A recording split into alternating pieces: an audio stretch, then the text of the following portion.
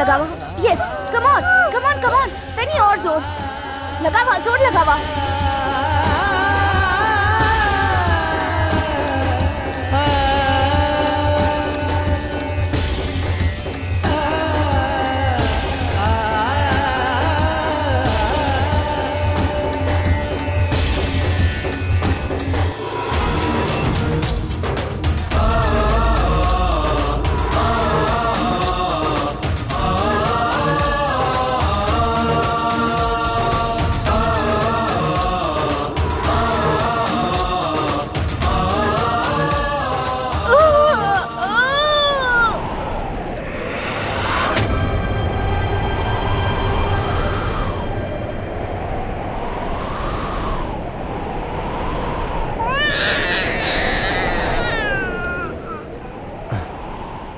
कृपा कैलेस माता, रक्षा भेल माँ बेटी के। बधाई होके, बधाई होके।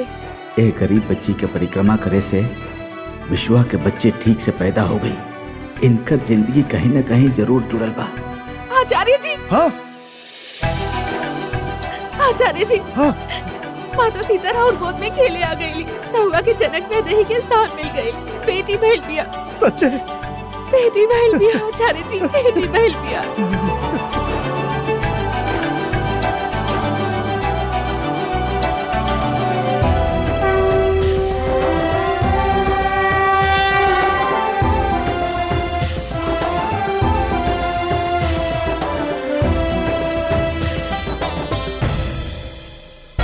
ये गए हमार दुर्भाग्य लेके। इली रवा माँ और बच्चा के जल्दी अस्पताल ले जाई। डिलीवरी में दोनों के ही बहुत ही जोर लागल बा। कोनो भी प्रकार के संकट आ सकेला। ठीक बा, हम अभी ले जात बानी।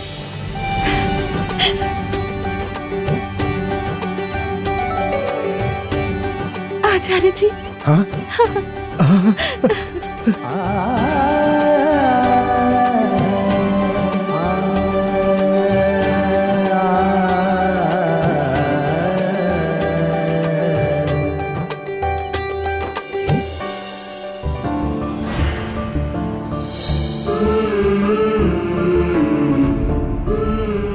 हमने क्षमा कर दी माई।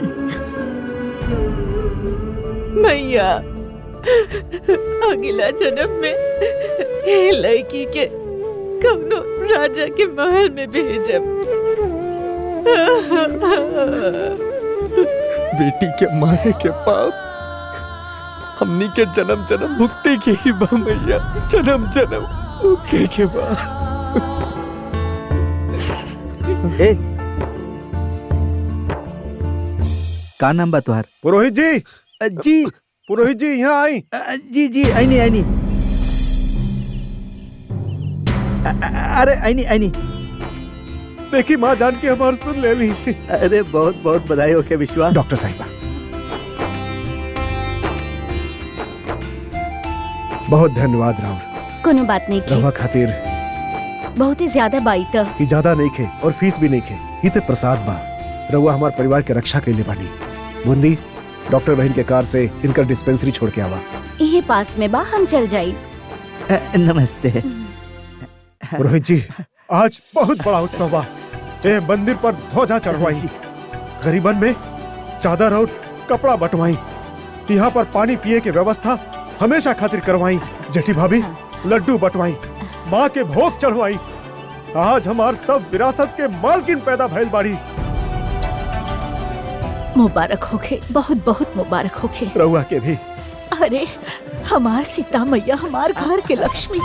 अरे देखे हमार सीता मैया के ओले ओले ओले हमार घर के लक्ष्मी है। छोटे छोटे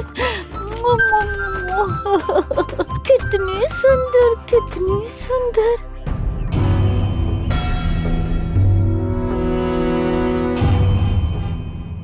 आ गईलू तू, आ गईलू तू। कितना इंतजार करवैलू। जब हम आवे के कहनी तब ना आइलू। हमार दुर्भाग्य काटे हमार गोद में ना आइलू। बाकी ए परिवार में तो आ गईलू। हाँ, अब खुशी खुशी रही, खुशी खुशी रही। कहीं अपने लोग के नजर मत लग जाए तो के हाँ? हाँ?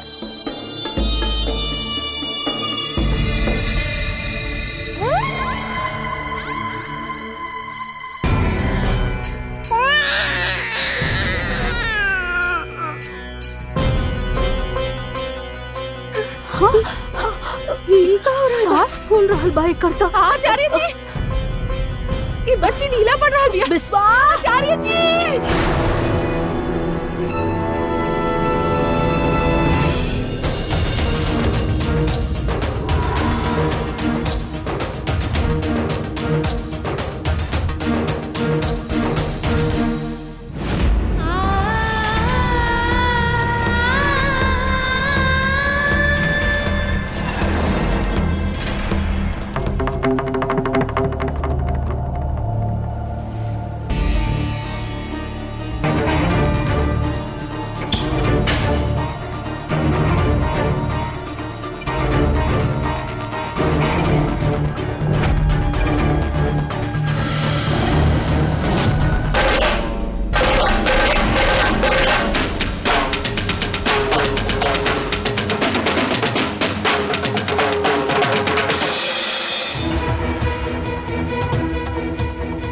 What nonsense is this? जेठी माँ, ऐसे तो बच्चा का सांस और रुक जाई। जानत नहीं की रहुआ और रहुआ सभी यहाँ बेवकूफन जैसे झाड़ फूक कर रहल बानी। चली हटी जाई यहाँ से।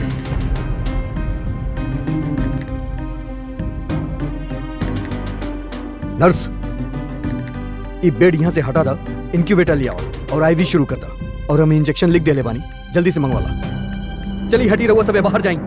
बच्चा के माँ के छोड़ के बाकी सब कमरा के बाहर जाई। आखिर भाईल का बा? हाँ? अनिल कुछ बताइबा? आचार्य जी, डॉक्टर साहब की उनका काम करे दी। सीता माता हमने की गुड़िया के साथ ही कुछ गलत ना होके दी है। रहुआ चली, सब ठीक होगी।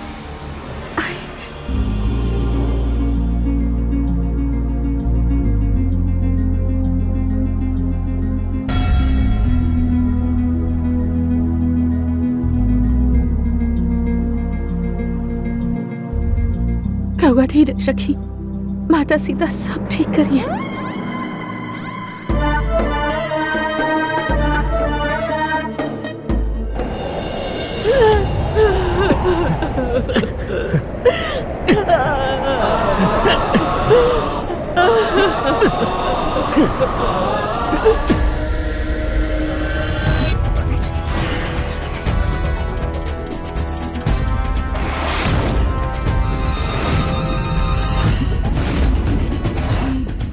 विश्वा,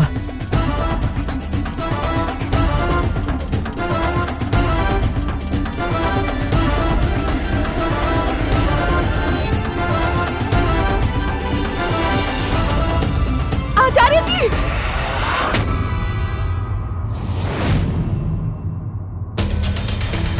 पुरोहित जी, रहुआ गणित तो बहुत अच्छा से कैले रहनी, फिर ये अनहोनी कैसे हो रहा बा? जवाब दी।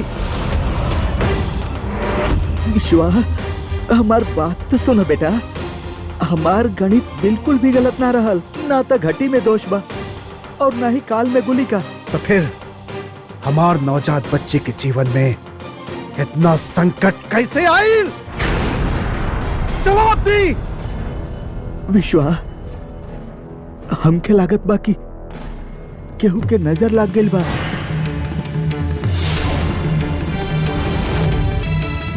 तोहर अपन भी तो नजर लग सकेला ना विश्वा? का बकवास कर रहा बानी रहुआ?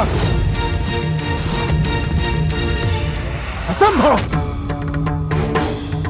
हमार नजर लगी हमार बच्ची पर और दिमाग सही बाना पुरोहित जी? संभव बा विश्वा, संभव बा। जेकर चाह तोहरा बरिसन से रहल, ऊ चाह तोहार पूरा भइल और तोहार खुशी के ठिकाना ना रहल त लग गेल ना नजर। तोहार अपन खुशी के तोहार अपन नजर लग गेल बा विश्वा।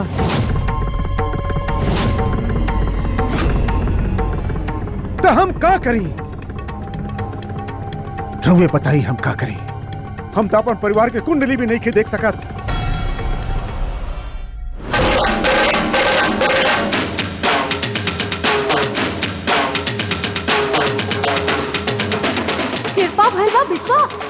हमार कृपा भइल बा।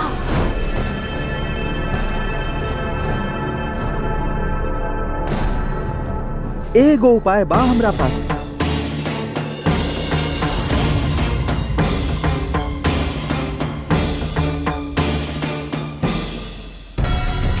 हमार ताऊ जी बहुते बड़ तांत्रिक रहलन। अरे वो का करत रहलन कि अगर केहू के नजर लग जाए और ओकरा टालल ना जा सके तो ओके केहू पर डालल जरूर जा सकेला।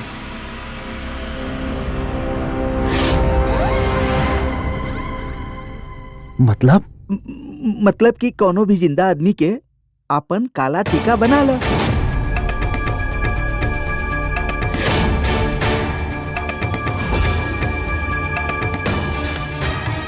ई तंत्र के टोटका है। बचपन में हम अपन आँख से ही होखत देखले बानी।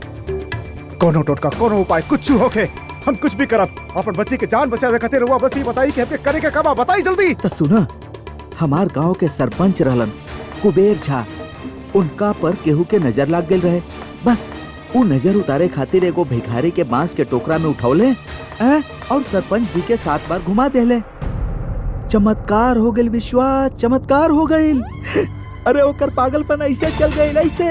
ऐसा हो सकेला? काहे ना विश्वास, कुदरत अपन खजाना में बड़ बड़ रहस्य छुपा के रखले बा।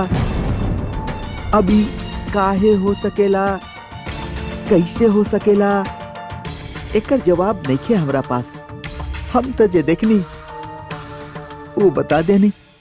बाकी भिखारी का है? अरे विश्वा, जे बीमार आदमी होखेला ना ओके नया बीमारी बहुत जल्दी लग जाला। ऐसे ही जे बदनसीब होखेला ओके बदनसीबी बहुत जल्दी लग जाला। विश्वा, अब हमनी के ऐसने एगो बदनसीब बच्ची के ढूंढे के होकी जे हमनी के बच्ची के काला टीका बन सके।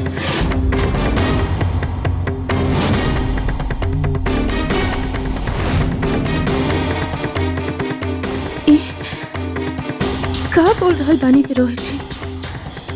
ऐसा कब होखेला का? अरे हम तो आजे जन्मल एगो बच्ची के देखले रहनी। मंदिर में रहलू, हम खुदे देखले रहनी। हमने क्षमा कर दी माता। बेटी के मारे के पाप तो हमनी के जन्म जन्म भुगते के ही बा भैया।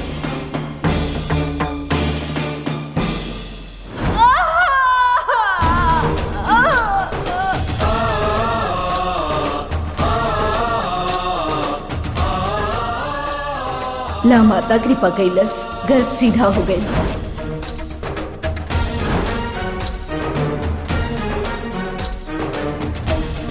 कृपा भइल बा विश्वा, दूसरा बार कृपा भइल बा। माधुरी के सांस भारी हो गल रहल और फिर से हल्का हो गल बा। चिंता की कोनो जरूरत नहीं है।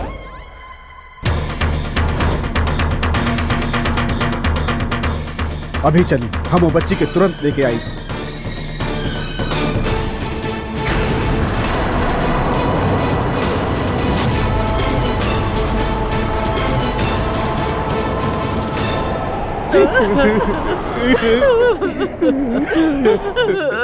लवा सर, इंजेक्शन आउट ऑफ स्टॉक बा, बाहर से मंगेले बानी, तनी देर में आ जाए। Oh damn it.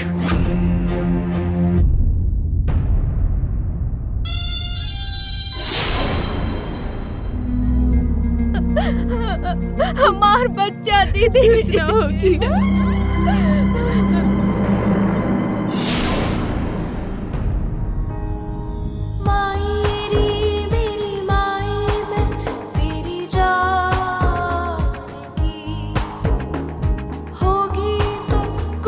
कीमत मेरी जान की, मुझको माफ कर, कुछ इंसाफ कर, यूं ना ढलने दे, सांसें चलने दे।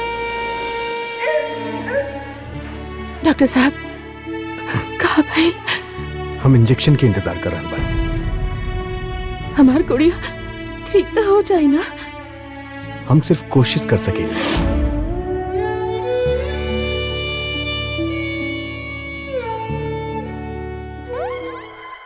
ये पुरोहित कहाँ ले गए बिस्वा के? का साचन ऐसन होखेला? अरे हम तो नहीं ही सुन लिया आज तक, लेकिन बिस्वा तो कई बा साथ में। माजरा का बा कुछ समझ में नहीं क्या आ रहा।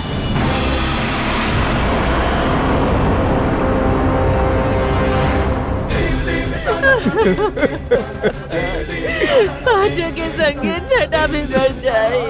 काहे माँ के अवतार के मारे के पाप कर बड़ा। चुप रहा। बचा ली ही माता जानकी, हमार गुड़िया के बचा ली ही। एके पोला ली माता जानकी, एके पोला ली। एकर आंख खुल जाए तो हमार भाग मर जाए। एके वापस पोला ली माता, अपना पास वापस पोला ली माता। अरे सुना सुना सुना सुना सुना। अरे अभी अभी थोड़े देर पहले एगो आदमी छोट गो बच्ची लेके मंदिर के परिक्रमा करत रहल। तू जानत बड़ा होके? हाँ हाँ, हरिया नाम है ओकर। हाँ कहाँ रहेला ऊ? इहवे नदी के पास में बांधवा, वहाँ रहेला। चल चल। बहुते बड़ पाप भाई, बहुते बड़ पाप है। लेकिन हमके करे के ही होगी, करे के ही होगी। हम नहीं की देख सकत, हम नहीं की देख सकत, हम जा रहल बानी। तुझसे ही, हाँ तुझसे ही मुझे आस है। जीने की, हाँ जीने की मुझे प्यास है। थोड़ा प्यार कर बाहों में तू धर, यूं ना ढलने दे।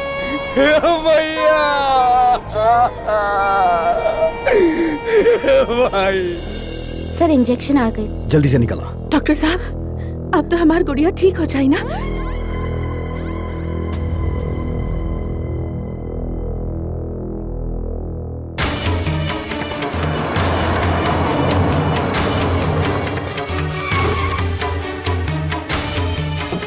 अरे सुन, रुक रुक रुक रुक रुक रुक रुक। तोर मरद कहाँ बा? बांध पर। जल्दी चला। तो के जाए के ही होगी। अब तो के केहू बचा नहीं खे सकत। यूं ना ढलने दे, सांसें चलने दे। सर में कोनो इम्प्रूवमेंट नहीं के हो रहल। हम एके एक डोज और दे सकेनी का? ना, एक्स्ट्रा डोज बच्चा खातिर खतरनाक हो सकेला।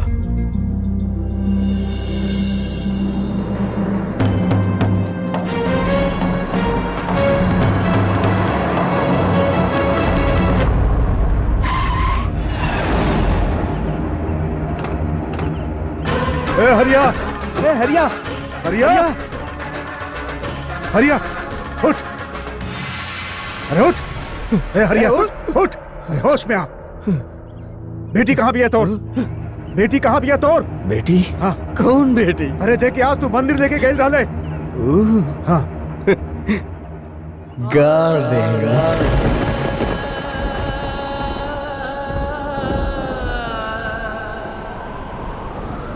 का? धरती माता के गोद में सीता मैया जैसन गाड़ देनु।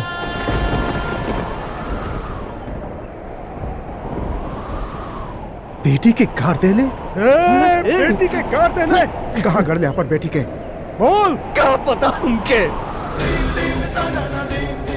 हमार धन के बिया तो रहल, ई हमार बदनसीबी के फल रहल।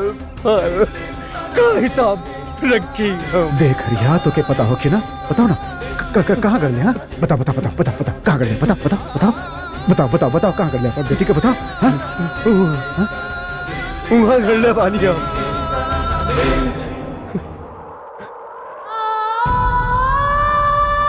वहाँ गड़ ले पानी, वहाँ गड़ ले पानी। ना ना ना, मालिक मालिक, वहाँ वहाँ गड़ ले पानी हम। यहाँ गड़ ले पानी हम। अरे कभी बोला ताड़ा यहाँ, कभी बोला ताड़ा वहाँ। बतावा कहाँ गड़ ले बाड़ा? यहाँ यहाँ यही गड़ ले पानी, यही कहीं गड़ ले पानी हम। यही कहीं गड़ ले पानी।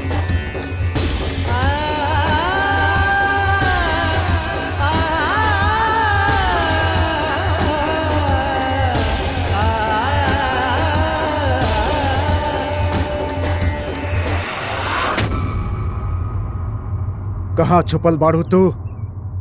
धरती के अंदर कहाँ छुपल बाड़ू तू?